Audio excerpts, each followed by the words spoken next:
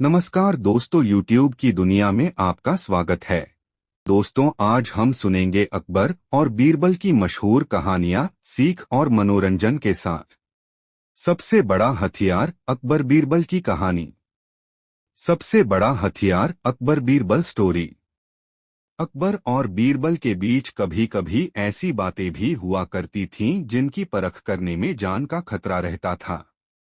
एक बार अकबर ने बीरबल से पूछा, बीरबल, संसार में सबसे बड़ा हथियार कौन सा है? बादशाह सलामत, संसार में सबसे बड़ा हथियार है आत्मविश्वास, बीरबल ने जवाब दिया। अकबर ने बीरबल की इस बात को सुनकर अपने दिल में रख लिया और किसी समय इसकी परख करने का निश्चय किया। दैवयोग से एक दिन एक हाथी पागल हो गया। ऐसे में हाथी को जंजीरों में जकड़ कर रखा जाता था। अकबर ने बीरबल के आत्मविश्वास की परख करने के लिए उधर तो बीरबल को बुलवा भेजा और इधर हाथी के महावत को हुक्म दिया कि जैसे ही बीरबल को आता देखे वैसे ही हाथी की जंजीर खोल दे।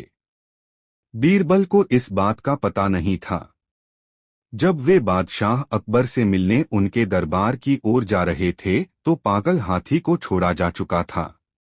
बीरबल अपनी ही मस्ती में चले जा रहे थे कि उनकी नजर पागल हाथी पर पड़ी जो चिंघाड़ता हुआ उनकी तरफ आ रहा था। बीरबल हाजिर जवाब, बेहद बुद्धिमान, चतुर और आत्मविश्वासी थे।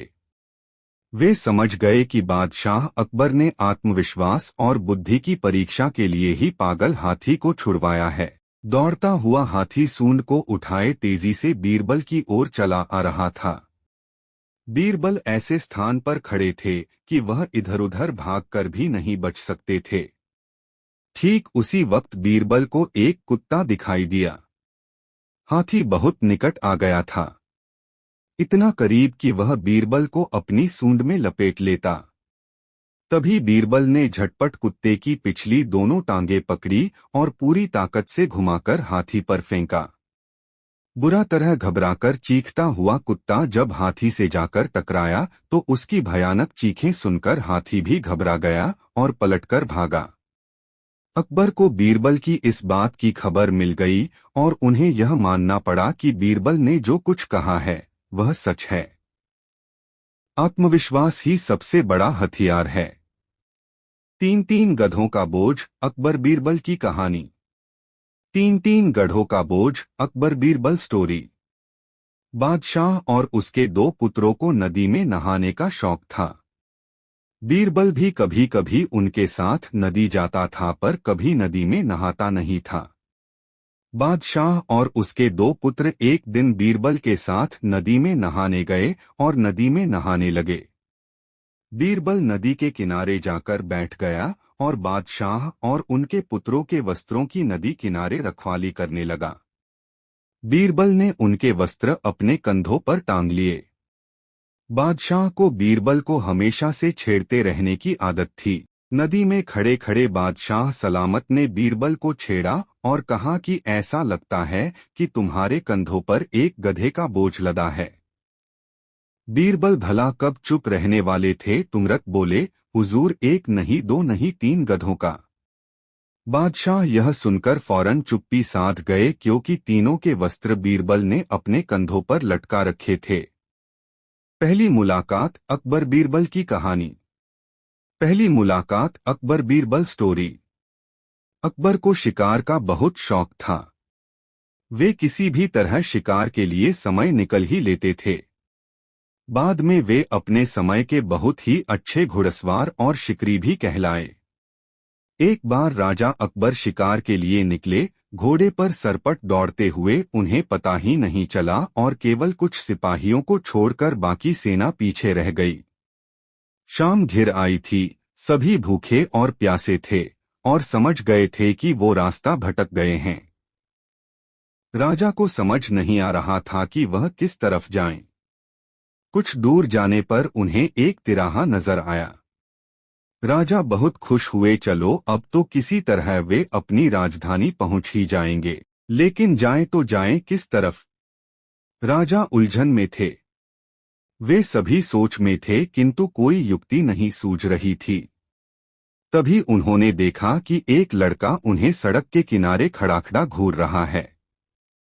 सैनिकों ने यह देखा तो उसे पकड़कर राजा के सामने पेश किया।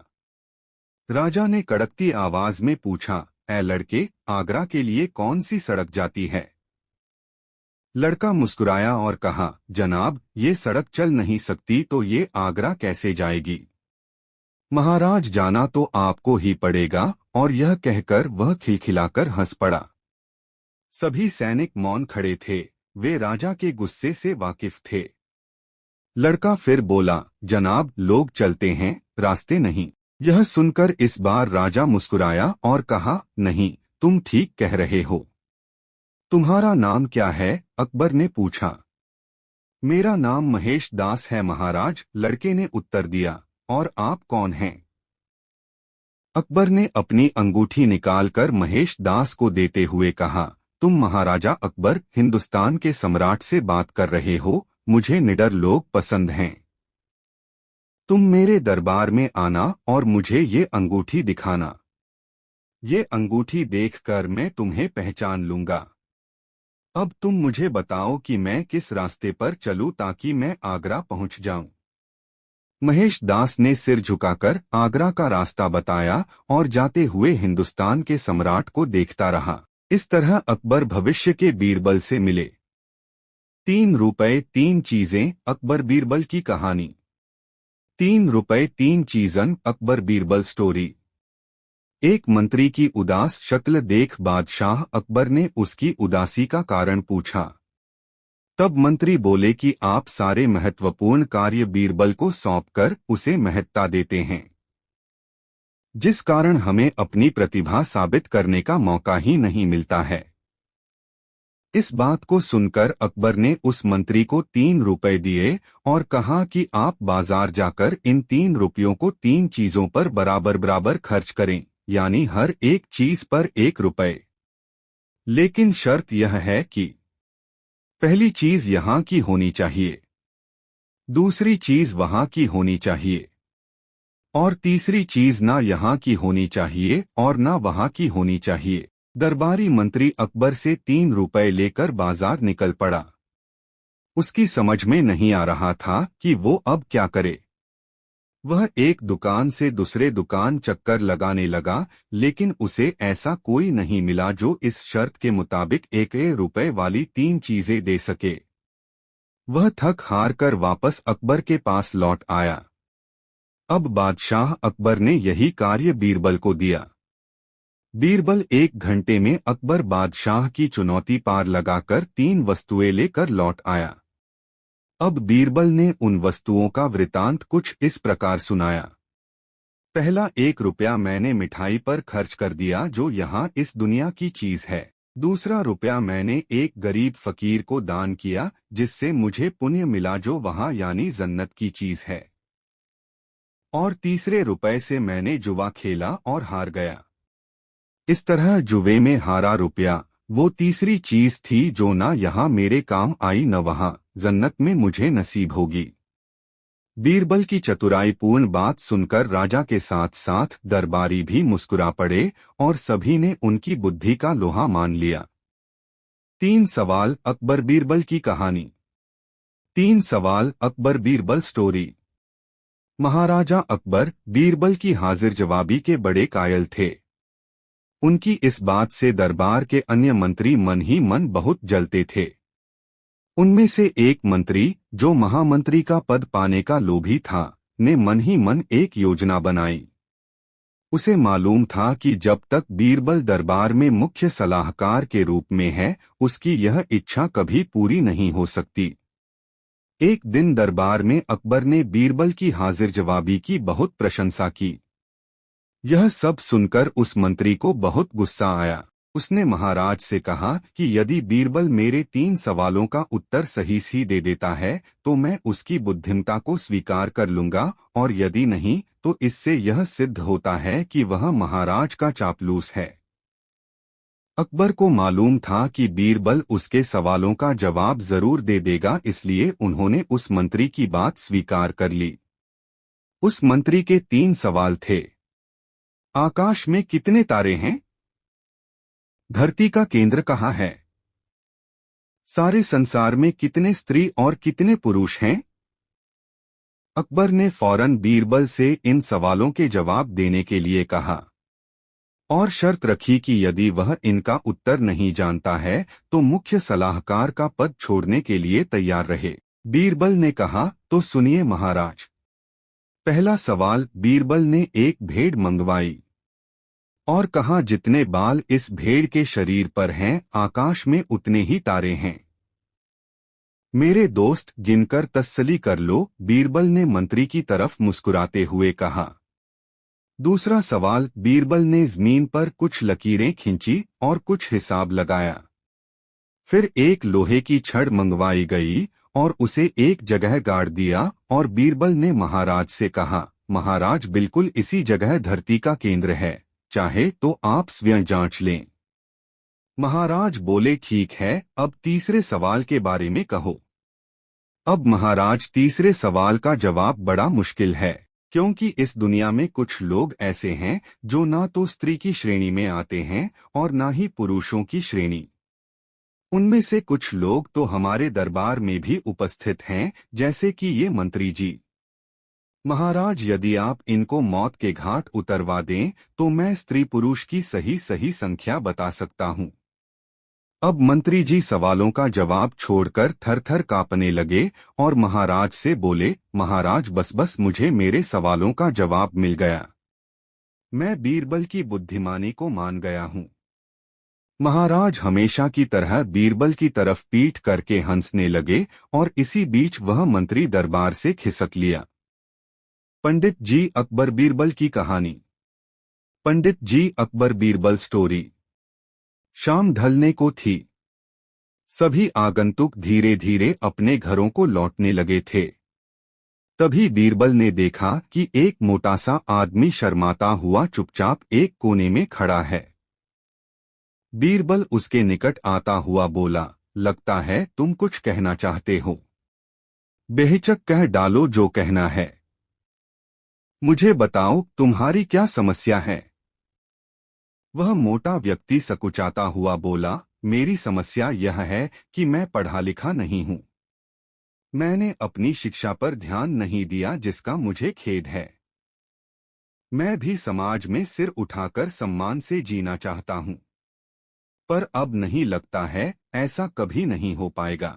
नहीं, कोई देर नहीं, ऐसा जरूर होगा यदि तुम हिम्मत न हारो और परिश्रम करो। तुममें भी योग्यता है, बीरबल ने कहा। लेकिन ज्ञान पाने में तो सालों लग जाएंगे, मोटे आदमी ने कहा। मैं इतना इंतजार नहीं कर सकता।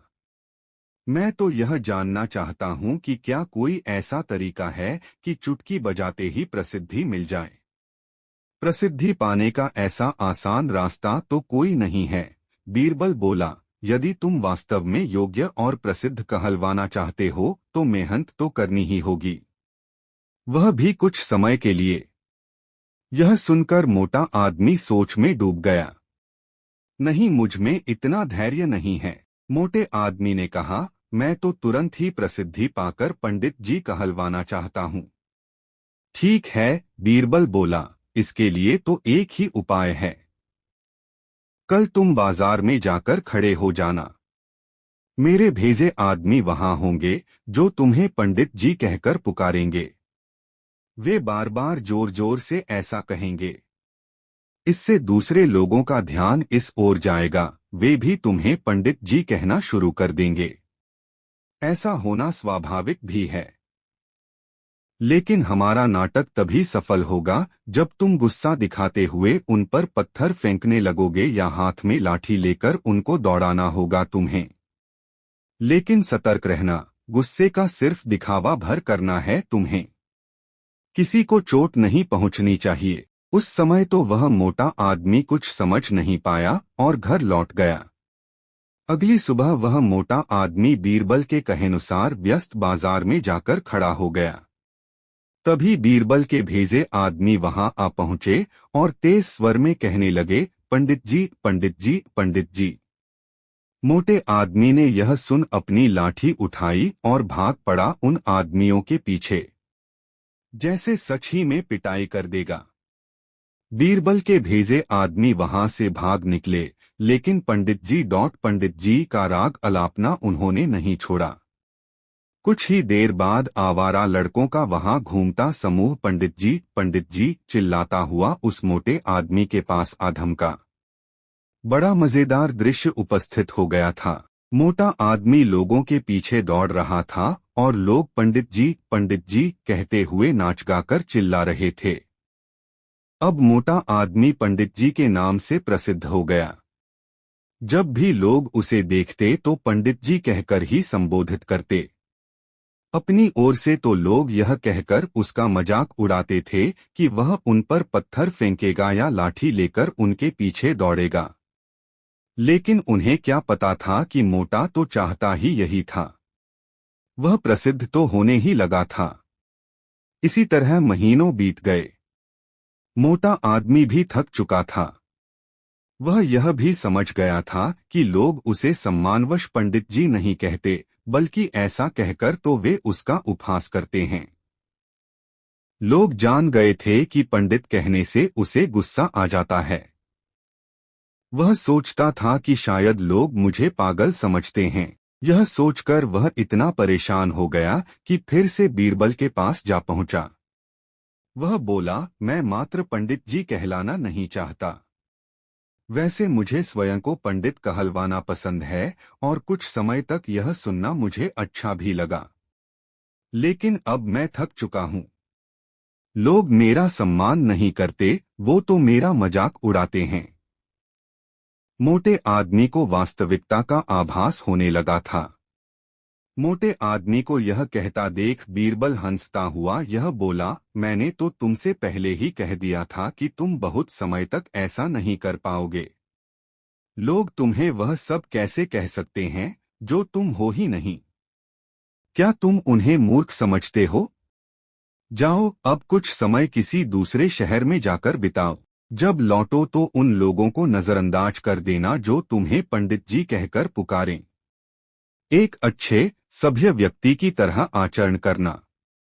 शीघ्र ही लोग समझ जाएंगे कि पंडित जी कहकर तुम्हारा उपहास करने में कुछ नहीं रखा और वे ऐसा कहना छोड़ देंगे। मोटे आदमी ने बीरबल के निर्देश पर अमल किया। जब वह कुछ माह बाद दूसरे शहर से लौटकर आया तो लोगों ने उसे पंडित जी कहकर परेशान करना चाहा, लेकिन उसने कोई ध्यान न दिया। अब वह मोटा आदमी खुश था कि लोग उसे उसके असली नाम से जानने लगे हैं। वह समझ गया था कि प्रसिद्धि पाने की सरल राह कोई नहीं है। रेत से चीनी अलग करना, अकबर बीरबल की कहानी। रेत से चीनी अलग करना, अकबर बीरबल स्टोरी। एक बार बादशाह अकबर, बीरबल और सभी मंत्रीगण दरबार में बैठे हुए थे। सभा की कार्यवाही चल रही थी। एक एक करके राज्य के लोग अपनी समस्याएं लेकर दरबार में आ रहे थे। इसी बीच वहां एक व्यक्ति दरबार में पहुंचा। उसके हाथ में एक मर्तबान था। सभी उस मर्तबान की ओर देख रहे थे। तभी अकबर ने उस व्यक्ति से पूछा, क्या है इस मर्तबान में? उसने कहा, महाराज, इसमें चीनी और रेत का मिश्रण है। अकबर ने फिर पूछा, किस लिए? अब दरबारी ने कहा, गलती माफ हो महाराज, लेकिन मैंने बीरबल की बुद्धिमत्ता के कई किस्से सुने हैं। मैं उनकी परीक्षा लेना चाहता हूँ। मैं यह चाहता हूँ कि बीरबल इस रेत में से बिना पानी का इस्तेमाल किए चीनी का एक एक दाना अलग कर दें। अब सभी हैरानी से बीरबल की ओर देखने लगे। अब अकबर ने बीरबल की ओर देखा और कहा, देख लो बीरबल, अब तुम कैसे इस व्यक्ति के सामने अपनी बुद्धिमानी का परिचय दोगे? बीरबल ने मुस्कुराते हुए कहा, महाराज हो जाएगा, यह तो मेरे बाएं हाथ का काम है। अब सभी लोग हैरान थे कि बीरबल ऐसा क्या करेंगे कि रेत से चीनी अलग अलग हो जाएगी। तभी बीरबल उठे और उस मर्तबान को लेकर महल में मौजूद बगीचे की ओर बढ़ चले। उनके पीछे वह व्यक्ति भी था।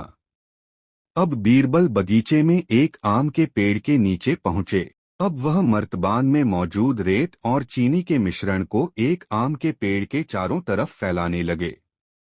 तभी उस व्यक्ति ने पूछा, अरे यह क्या कर रहे हो? इस पर बीरबल ने कहा, ये आपको कल पता चलेगा। इसके बाद दोनों महल में वापस आ गए। अब सभी को कल सुबह का इंतजार था। अगली सुबह जब दरबार लगा तो अकबर और सारे मंत्री एक साथ बगीचे में पहुंचे। साथ में बीरबल और रेत व चीनी का मिश्रण लाने वाला व्यक्ति भी था। सभी आम के पेड़ के पास पहुंच गए। सभी ने देखा कि अब वहां सिर्फ रेत पड़ी हुई है। दरअसल रेत में मौजूद चीनी को चींटियों ने निकालकर अपने बिल में इकट्ठा कर लिया था और बची खुची चीनी को कुछ चींटियां उठाकर अपने बिल में ले जा रही थीं। इस पर उस व्यक्ति ने पूछा, चीनी कहाँ गई? तो बीरबल ने कहा, रेत से चीनी अलग हो गई है। सभी जोर जोर से हंसने लगे। बीरबल की यह चतुराई देख अकबर ने उस व्यक्ति से कहा, अगर अब तुम्हें चीनी चाहिए तो तुम्हें चींटियों के बिल में घुसना पड़ेगा। इस पर सभी ने फिर से ठहाका लगाया और बीरबल की तारीफ करने लगे। सीख, किसी को नीचा दिखाने का प्रयास आपके लिए हानिकारक हो सकता है।